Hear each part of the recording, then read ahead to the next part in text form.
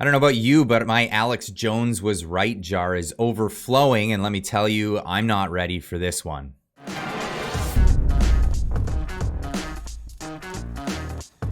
Latest news on COVID-19 and the next pandemic. We've been hearing about the warnings of a future pandemic, once in 100 years pandemic, of course.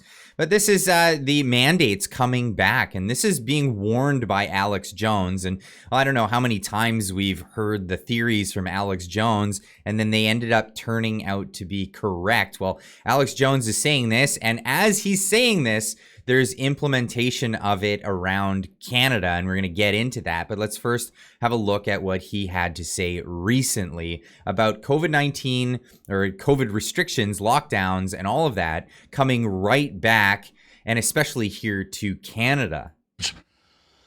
Ladies and gentlemen, I got a call yesterday. An individual was in town, and they wanted to meet with me that I know well, and they are a high-level manager in the TSA. And I went and met with them and had a cup of coffee with them. And they said, you got to warn people. Tuesday, we got called in, the managers, and told that by the middle of September, that the new policy is being written, that this is done. They were told this is happening. This is not hypothetical. You will all have to wear masks again, and so will airport employees. Then by the middle of October, they are going to say that everyone flying has to wear a mask.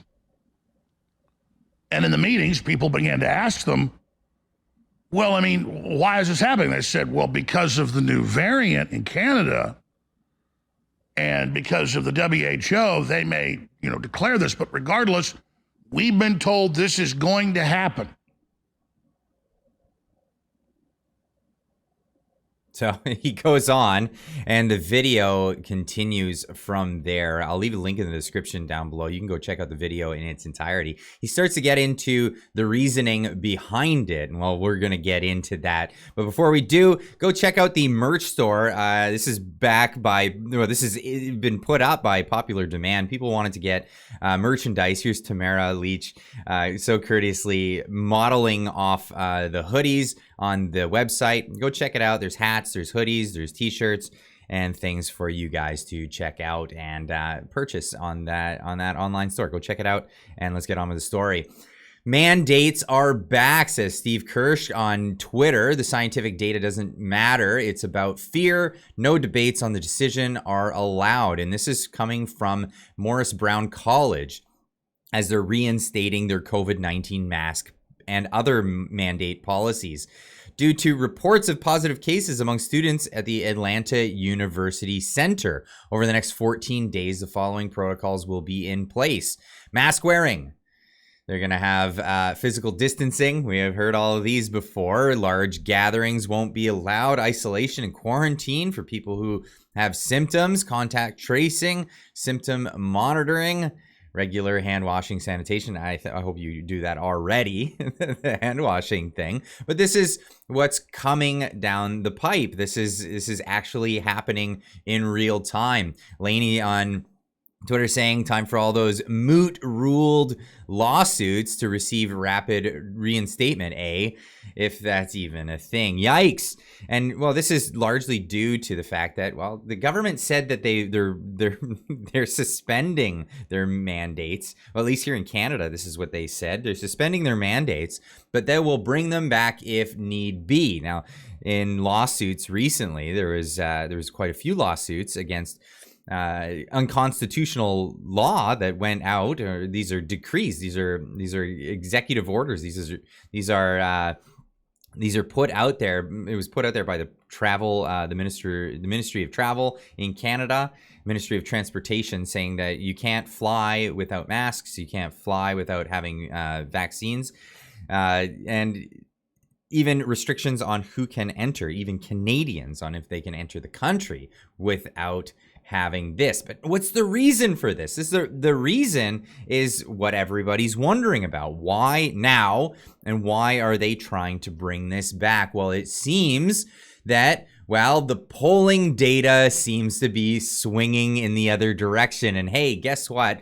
Nothing like a pandemic to come in just right around election season again. And this may be for Canada and the United States. The United States is running into, well, they're going to be going into an election next year, and it's really ramping up. And it's really interesting because they're actually afraid that Donald Trump might win. And here we have it here, CNN reporting that Donald Trump should not be ruled out as actually possibly winning the general election. It hasn't even come to the point that they've gone through the Republican nominations aren't even through, but they're already saying this is a serious situation for them anyway. A lot of people in America obviously support him if this many people are coming out, but they're afraid of this. This is significantly closer than where we were 4 years ago. So this idea that Donald Trump can't win the general election, I want you to lose that idea. This race is very, very close, and Donald Trump is polling better right now than basically at any point during the entire 2020 cycle. After 4 indictments. After 4 indictments. It just doesn't really seem to matter. That's fascinating. Isn't that fascinating? Even if you go after him with the court of law, it's still going that way. But some research continues for the Conservatives in Canada, and polling is saying that Canadians are looking to vote for the Conservatives. Here we go from Nanos here, showing that they're clearly in the lead. More polling data suggests that if there was a federal election today, it's a 91% chance that, well, the Conservatives are gonna win this election if it happens. And there are rumors spinning around that there may be a spring election. Well, not if they can have any way to do with that. If there was an election, well, a pandemic might get in the way. It got in the way of the last one, did it not? Now, the other thing here is that, well, liberals have been, hoping on, as long as we bring enough immigrants into the country, those immigrants are definitely going to vote for us. Well, that's been turning as well. And this is a clip. Well, it just has to be seen here. Worried about. And if this million-person march comes off, as I believe it will, I think that might be a wake-up call. But a poll released last week, and I included this in my post-millennial article, that there's now a plurality of immigrants, of Canadians who were not born in this country, that are voting conservative. It's like 48% versus 38% that are voting liberal. Now, this is a complete transformation of the political process in Canada, where the Liberals, like the Democrats in the United States, always assumed if they brought in enough immigrants, they would get their votes. Not happening anymore. It's the immigrants, the new immigrants in Canada, who are saying, we came to Canada to get away from indoctrination, to get away from thought control, to get away from censorship. All of these things the Trudeau government is pushing on this country. So it's the new immigrants who are pushing back the hardest. So I think Trudeau has a lot to be worried about. And if this million-person march comes off, as I believe it will, I think that might be a wake-up call. But a poll released last week, and and we're expecting on was it September 20th at 9 a.m.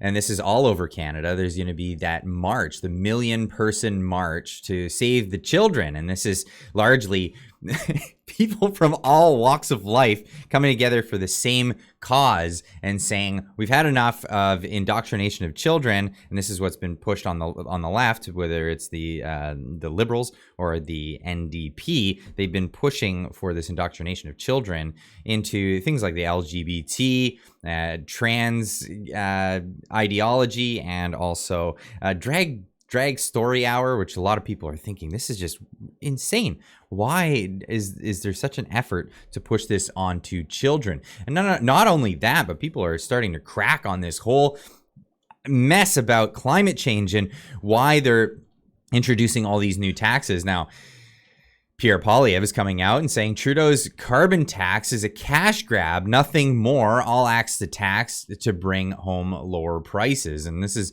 after, news agencies are coming out saying a large majority of Canadians now view Trudeau's carbon tax as just a tax that makes life more unaffordable and does nothing for climate change. And, depending on what you think about climate change, do you think taxing people is going to help out at all? Actually, studies have shown that people will care much less about the environment when they have less livelihood and when you have less affluence. When you bring more affluence to a country, that's when people start caring about their surroundings and they start caring about their environment.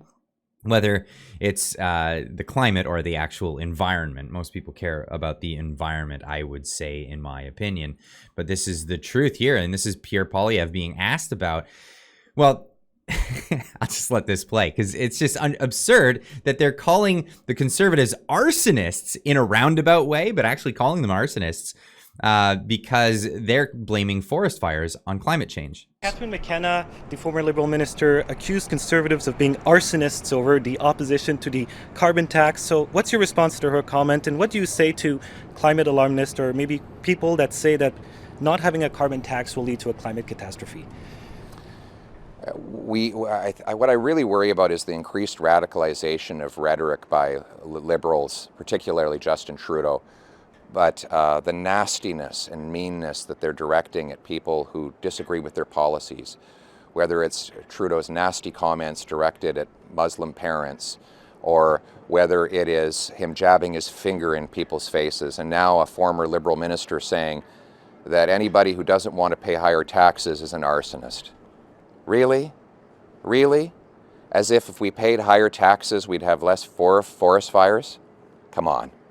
Let's get back to some common sense in this country. And let's start to bring our people together instead of tearing the country apart.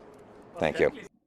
And that's a great point. Absolutely. But what's Trudeau's point when it comes to the climate change issue? Well, he wants to do what we did with COVID when it comes to climate change. What we learned from this COVID crisis, we will be applying to the climate crisis, to the housing crisis, to reconciliation, to making sure that everyone has good jobs and careers that carry them through and create opportunities for their kids.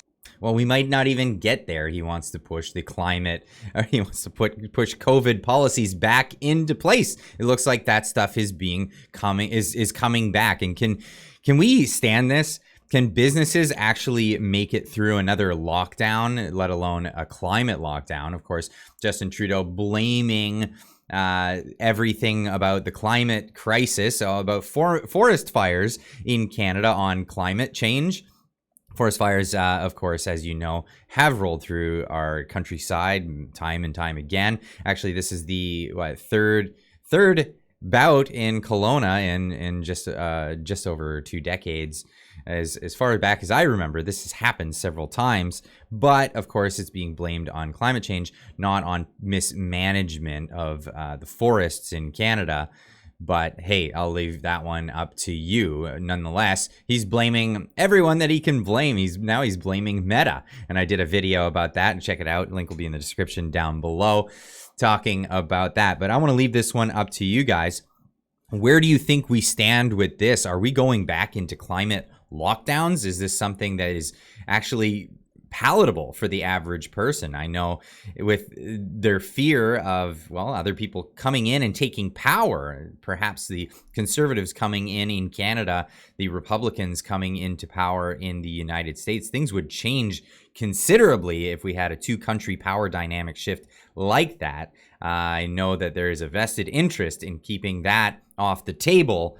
What do you think they're willing to put on the line for that? Are they willing to sacrifice your small businesses, your town, just to win the politics game? Anyway, leave a comment in the comment section down below, and we'll see you in the next one. Keep on trucking.